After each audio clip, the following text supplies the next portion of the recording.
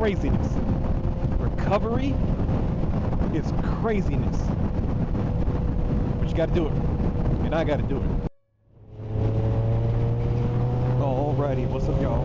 Motorcycle therapy time because, I don't know, just reasons. I need to talk about some shit. So, if you never seen my videos, never seen my content, I am just a dude on a motorcycle, just a jackass talking shit, not a psychiatrist, sociologist, psychologist, anythings. Mental health advocate. But this is how I've been, and it's been working well so far, so I'm gonna keep doing it till I don't. If you can relate, you can relate. If you don't, you don't. Now, I've talked about some shit that's happened before in my life and recently in my life, and let's talk about something on a more positive note. Let's talk about recovery. I've talked about bad things, but not maybe bad, like across the board, suboptimal, right? So, try to make this a short video, but try to make it an impactful video for me. If you get it, then great. So, it's work stuff, right? Changes at work, how I recover, lean into the change, right? That's what they teach you in the military. Semper Gumby, be flexible, all that stuff, military terms that people understand and repurpose for everyday life. Yes, I will lean into the change. I will accept things that are happening around me and to me, downward directed things. Make sure this vehicle isn't coming out too quick. And I'll embrace it as best I can. I will adjust as best I can. I will continue my career as best I can. Yes, there will be some disparities. There will be some inconsistencies in my brain because I don't want to do this, but I know I have to do this. I got a daughter to take care of. I got a life I want to maintain. I got a house I got to keep running. I got a pretty little motorcycle I got to keep, up to par and in shape, and I need my money on. So that's another reason, monetary gain is it's a big motivator for some folks, especially me, because I'm broke as shit. Now, relationship stuff. I usually run through interpersonal, relationship, family stuff. I try to make anything kind of across the board relatable, but I don't really have too much across the board stuff that I want to talk about now. So I'm gonna just do familial relationship, like with my daughter, right? Recovery. Back in the day, this isn't recent, but when she stopped talking to me, and if you looked at my past videos, I addressed that a little bit. I could have, just been mad and been like, yo, I didn't do this. Y'all left me and this, the other stuff. At the same time, I had to realize again, I'm dad, I'm the adult. My daughter was a teenager, younger teenager. She didn't have the complex frontal lobe development, as everybody likes to talk about, to process these situations. I had to stymie that shit. I had to put that away because it wasn't worth losing the relationship with my daughter when none of that shit mattered to her. None of that mattered. None of that affected her life in a way that I could explain it to her from adult mouth to teenage brain. All that matters is there's a problem. Mom and dad aren't together. Daughter has an issue. Dad's got to address it. Mom had to address it too. But, as me being the dad, that was a heavy weight on my heart because I was getting punished, as I felt, by my daughter because she cut me off. And I'm like, bro, I didn't do nothing to you. Hard pass on that because that's my daughter. Say, for instance, she hurt me, right, as a reactionary thing. She didn't do it on purpose. It's just something that happened. Now, let's say if I was trying to teach my daughter a lesson. She's a young girl. I was just making up a scenario, right? She's a baby, not a baby. Somebody who can hold a knife, right? I'm trying to teach her how to open a box. This is how you hold a knife, daughter. And she cuts herself by mistake. And she goes, ow, and she learns. And sometimes you have to be careful because you can hurt yourself. Now, in her decision to cut me off, she kind of hurt herself as well. However, also while wielding that knife, she cut me, right? That shit hurt, but I can't get mad at her because I'm trying to teach her a lesson, because I'm trying to show her how to grow in life. I have to take responsibility because I am the adult. I have to teach her, hey, be careful how you wield this knife because not only can you hurt yourself, you can hurt others. Now, she still stabbed me, right? That shit still hurts. But I have to look past the pain in order to teach the lesson so she gains the insight and the information of how not to do that later in life, especially now that she's 18. She's grown in her eyes, and she knows how to talk to me. We know how to deal with each other to a point. We still got some growing to do. She's still got some growing to do, and I still got some parenting to adjust my style to as she gets older, becomes a much more mature and much more capable young lady, I might add. However, that don't take away the fact that she just stabbed the shit out of me and that hurt. But we're going to work past it, right? So we've done that. That's how I recovered. Would you turn this motherfucker? I allowed her to deal with her emotions. I dealt with my emotions. Then we sat and talked to each other, and then we worked it out. Now, to the worst part of things for me. Emotional relationships, romantic relationships, right? This shit sucks. again, just like with my daughter, I didn't mention it, but I went through all the stages of grief. You go through the grief and you go through whatever denial and anger and all that shit. And then, you know, I'm trying to figure it out, and I'm reaching out to people I ain't reached out before because, listen, I ain't cried in a while. I've been telling people 4 years, but it's been longer than that because I grieved my marriage while I was in it. And then outside of the marriage, once we did the divorce and shit and I was going through it, I cried a little bit. You know, I ain't no tough dude. I ain't scared to say I cry. I fucking cry. That shit hurt. And then I didn't cry for years because that was like a different kind of process. So, and then I was alone. I didn't just jump into a relationship. No, it wasn't no recovery, rebound chick like deal. I took my time. I chilled out. I had adult discussions. We talked about this in the last video. This was not a, oh, you didn't see the red flags? There wasn't no fucking red flags. It was, I'm cool, not rushing. You cool, not rushing.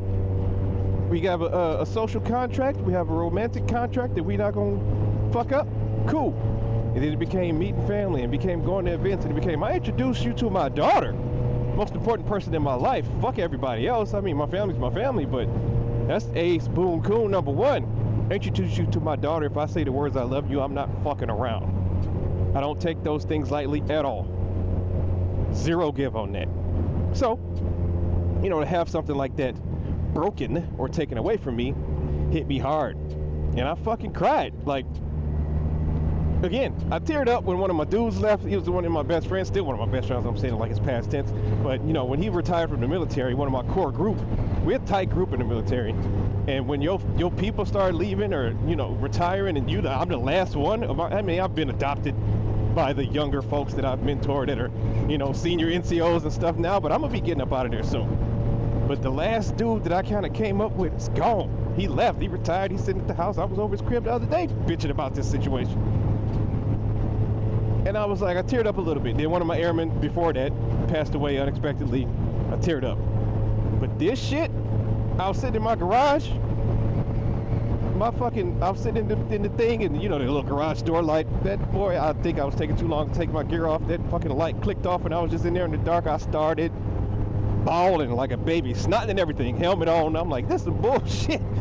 And I'm like, what the fuck is this? I didn't want to cry. I wasn't feeling bad at the time. That light clicked off, tears fell out. It fell out. I didn't cry. Them shits was just like, I'm out. We got you. And I was like, this is rough. This is rougher than divorce because it's so unexpected, right? To me. And again, it's one of those things where I'm like, all right, okay, now let me reach out because I'm having a problem. I'm gonna reach out to my folks, and I'm looking and I'm like, maybe I fucked up. I need somebody to tell me what's going on. I need some outside influence because I'm not getting it from the person that dropped me like a fucking sack of shit. So let me reach out to somebody else. And again, it's through their lens, right? They not dating me, so they can't really tell me how it's like to be in a relationship with me. But I know how I am as a person. I know how I am as a mate.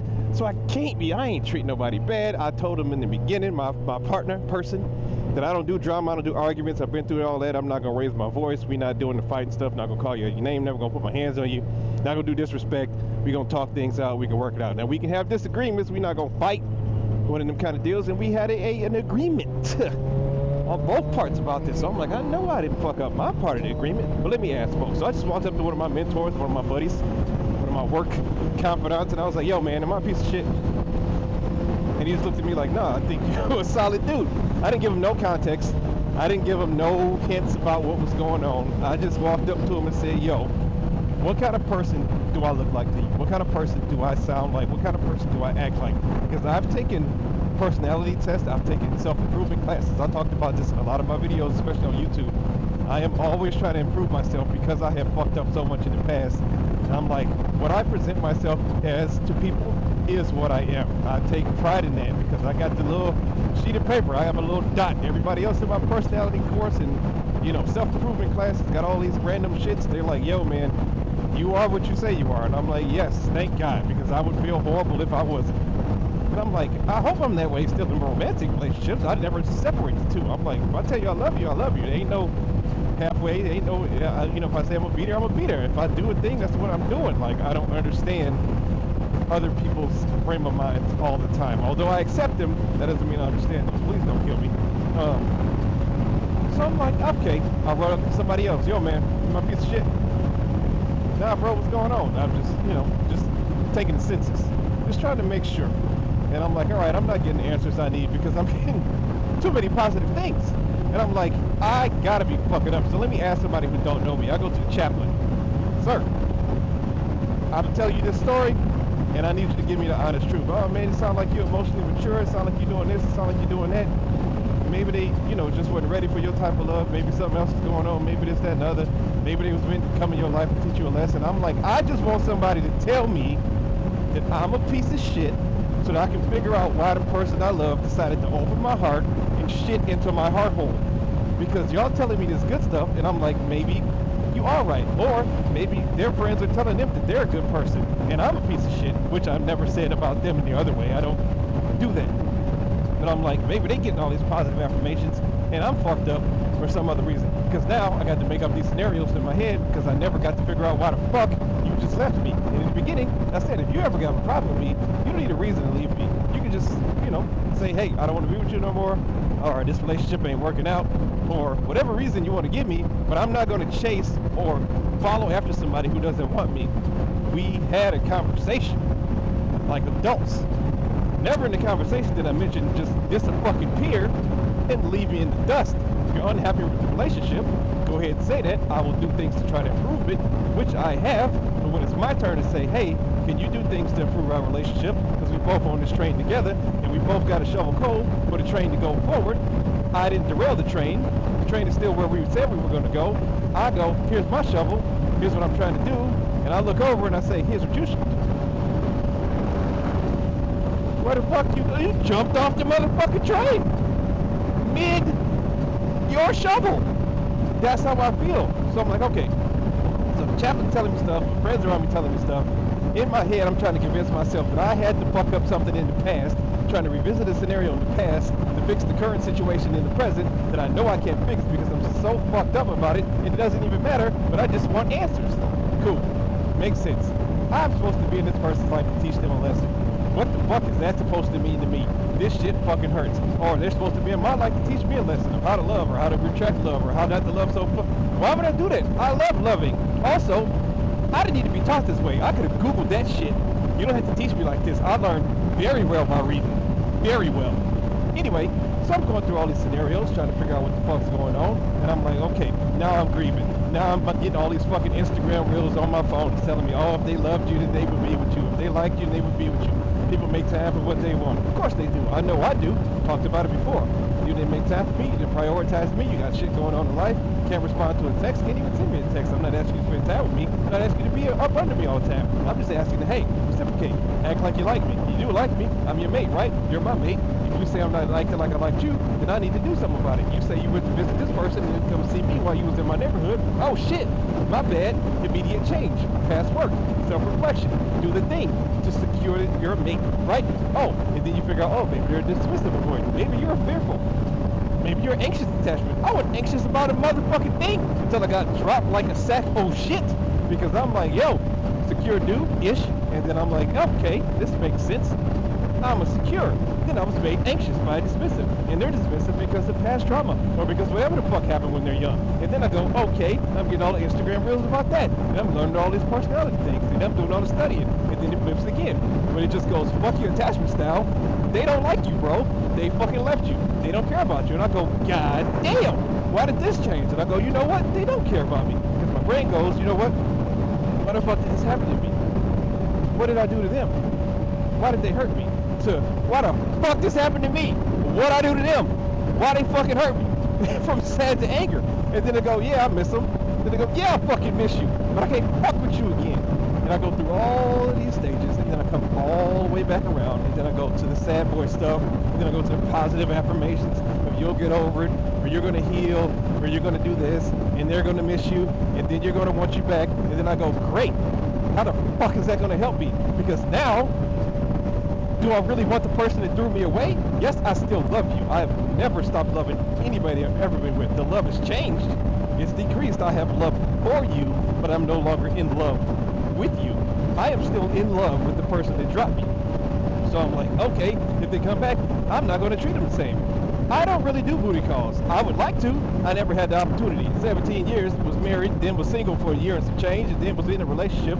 I can have meaningless sex, I think, but now I can't have meaningless sex with the person that I'm in love with that left me, because there's too many emotions involved. If you want to come back, and then I'm thinking like, yo, maybe she left because the dick wasn't good anyway. Maybe she left because she don't really like me. Maybe she was never really attracted to me.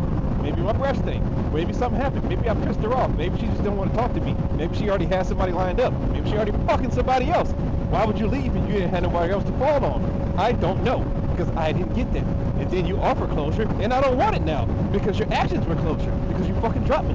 So I must be a sack of shit. Then I go through all the same shit again. And I go, why am I doing this to myself? Why would I do this? And then you have to start healing, and you have to start recovering. And then you realize that, hey, recovery is at the top of that mountain. But you got to walk across the glass to get to the mountain with no shoes on. Also, the glass is your heart. And you got to pick up every piece, and you got to put every piece back together. And you got to make sure there's no dust on it or dirt, because you don't want to hand it to somebody else with dust and dirt on it, right? It's a long, shitty, painful process. And I don't like doing it, but I have to, because I can say these things on the internet, and people say, oh, how can you speak so freely in your relationships and all that? I never say anybody's name, except my daughter, maybe. I never talk bad about her. She's great. If my dad sees this, when I talk about the fact that he left me and I had to recover, I don't give a fuck. You don't get to tell me how I respond once you hurt me, especially in a way like this. If it was some innocuous shit like, oh, you pinched me, I'm not going to talk about this. Then it makes no sense. But once you do something that crushes me or destroys my heart, all that shit's out the window. I'm never going to be vindictive. I'm not going to be out to get you. But if I have to vent to keep myself from going crazy, losing my mind, or canceling my subscription on Earth, right? Fuck what you thought. I got to protect me. Because if you didn't want me to vent about it, if you didn't care, if you did care how I would respond, you wouldn't have fucked me over. Dad, relationship, or other. So, I can talk about it because I don't post my lady on social media. Also, my videos are never real time.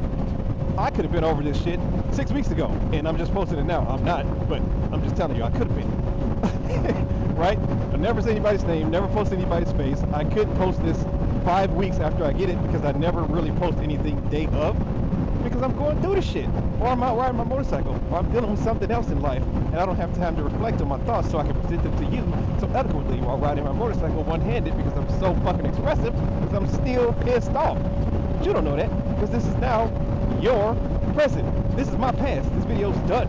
I gotta go home and edit the shit, put it on the internet, so you can hear me bitching about some shit that's already over with. So I don't really worry about it. Now, I've done all of that, and now I'm slowly coming out of the funk, slowly coming out of the fact that I'm both upset, angry, hurt, that I still love the person that dropped me, still want to be the person that dropped me, and then my Instagram pages are changing because my phone's listening to me, and it's feeling that after I'm past all the positive affirmations, now I'm back to thick body, fit girls with the thick ass thighs and the thick ass asses that I love so much. But I'm like, this is filler, because I have one of those in real life that I wanted to hold and have and love next to my body. It's fun to like and click them. It makes me feel better a little bit. That's just filler. That's cotton candy. That's Taco Bell. My home-cooked meal that I loved is gone. I'm still going to keep clicking them girls because it makes me feel better. And then I'll go back to gaming, and I'll be on my motorcycle, which helped me get through a lot of things the way it's helping me get through things now. And I'll be back to normal talking to my friends.